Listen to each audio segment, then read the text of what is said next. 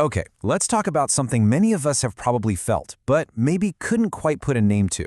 It's how a relationship can end, not with some big dramatic explosion, but with a quiet fade. We're going to dive into what it means to emotionally check out.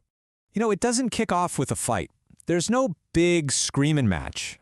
And there isn't one single dramatic moment you can point back to, No storming out of the house, no big scene you replay in your head over and over.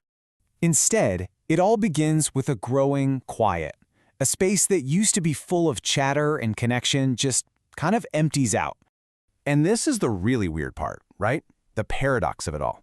The person is still physically there. They might be sitting right next to you. But the connection, the part that really matters, it's already started to vanish. So let's start right at the beginning. That first little shift, the one that's so subtle you could easily miss it. This is where it all kicks off.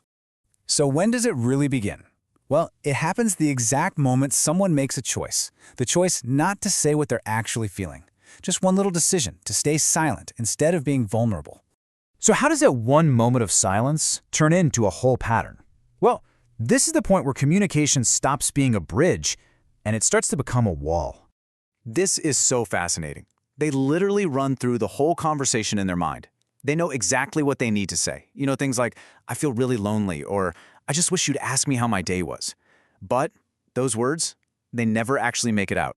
And look, it's really important to get this. It's not because they don't care anymore, at least not yet.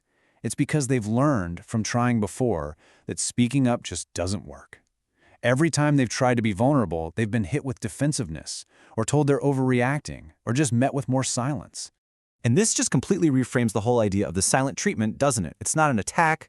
It's not a tactic to punish their partner. It's actually self-preservation. It's just a way to save what little emotional energy they have left when they're exhausted from trying. Sooner or later, this internal shift starts to show on the outside, but in these really tiny ways that are so easy to miss if you're not looking closely. And this slide just lays it out so clearly. You see them go from being a proactive partner, the one making plans, asking questions, trying to solve problems, to a totally reactive one. That energy is just gone. Yeah, they'll still answer you, but the spark, the effort, is missing. These replies sound so harmless, don't they? Okay, sure. On the surface, it's all agreeable. But what they're really signaling is that trying to engage on a deeper level just feels pointless now. This is just the path of least resistance. And this is where things get really, really complicated. Because so often, these subtle signs of someone pulling away are actually mistaken for a good thing.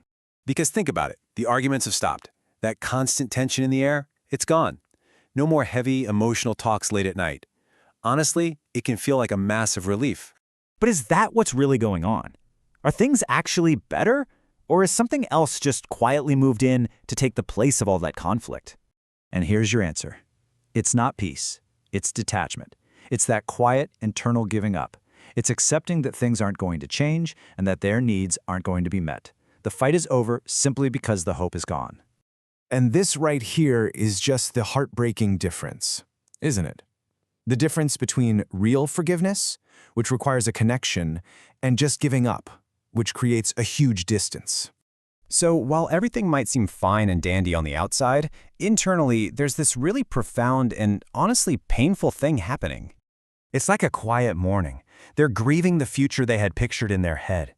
They're grieving the happier, more optimistic person they used to be. And they're grieving the version of you they once believed in. And the toughest part is, they're going through this all alone. So at this stage, the emotional exit is basically complete. And that's when they start planning the logistical one. It's not angry or vindictive, it's just practical.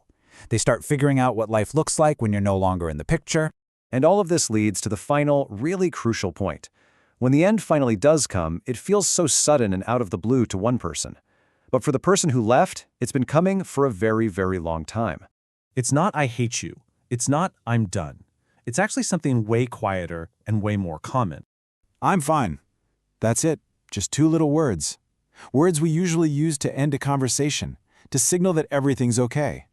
But in this context, they carry the weight of a silent goodbye. This is it. This is the final signal that the checkout is complete. The real conversation, the one about the hurt, the disappointment, the needs that weren't met, it already happened. It just happened inside their head a long, long time ago. So when you finally hear, "I'm fine," you're just hearing the echo of a decision that was made weeks or months before.